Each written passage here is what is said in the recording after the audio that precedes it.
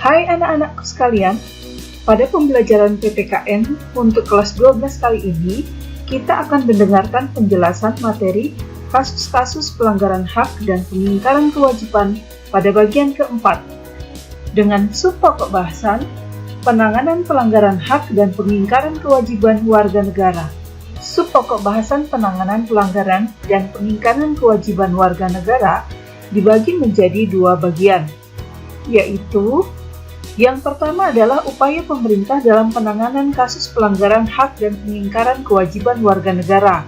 Yang kedua ialah membangun partisipasi masyarakat dalam pencegahan terjadinya pelanggaran hak dan pengingkaran kewajiban warga negara. Selanjutnya yaitu kita akan membahas upaya pemerintah dalam penanganan kasus pelanggaran hak dan pengingkaran kewajiban warga negara.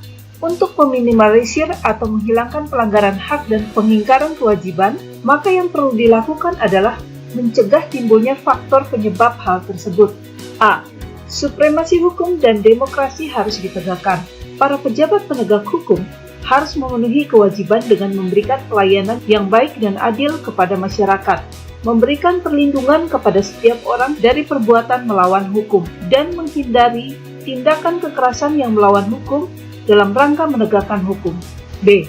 Mengoptimalkan peran lembaga-lembaga selain lembaga tinggi negara yang berwenang dalam menegakkan hak dan kewajiban warga negara, seperti Komisi Pemberantasan Korupsi, Lembaga Ombudsman Republik Indonesia, Komisi Nasional Hak Asasi Manusia atau Komnas HAM, Komisi Perlindungan Anak Indonesia (KPAI), dan Komisi Nasional Anti Kekerasan Terhadap Perempuan atau Komnas HAM Perempuan.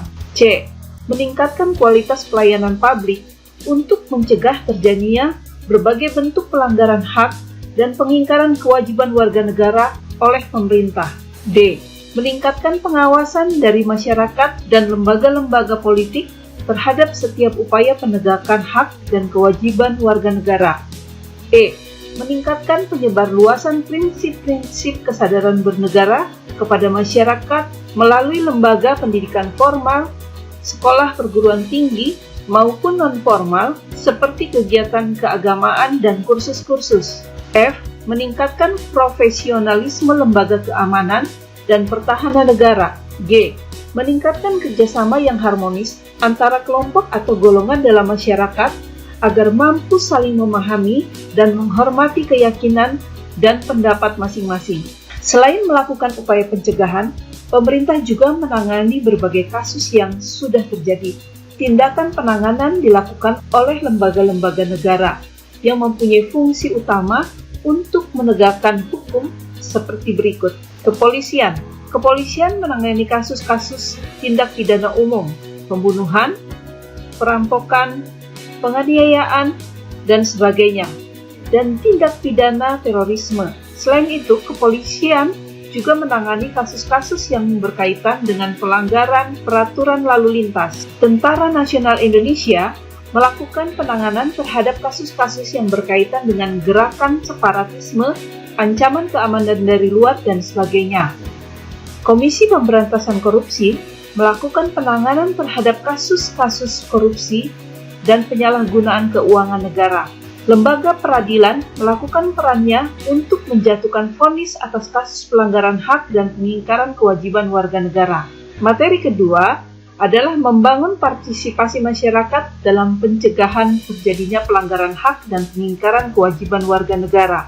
Upaya pencegahan dan penanganan pelanggaran hak dan pengingkaran kewajiban warga negara yang dilakukan oleh pemerintah yang mencerminkan penegakan hak dan kewajiban warga negara sebagai warga negara dari bangsa dan negara yang beradab. Sudah sepantasnya sikap dan perilaku kita mencerminkan sosok manusia beradab yang selalu menghormati keberadaan orang lain.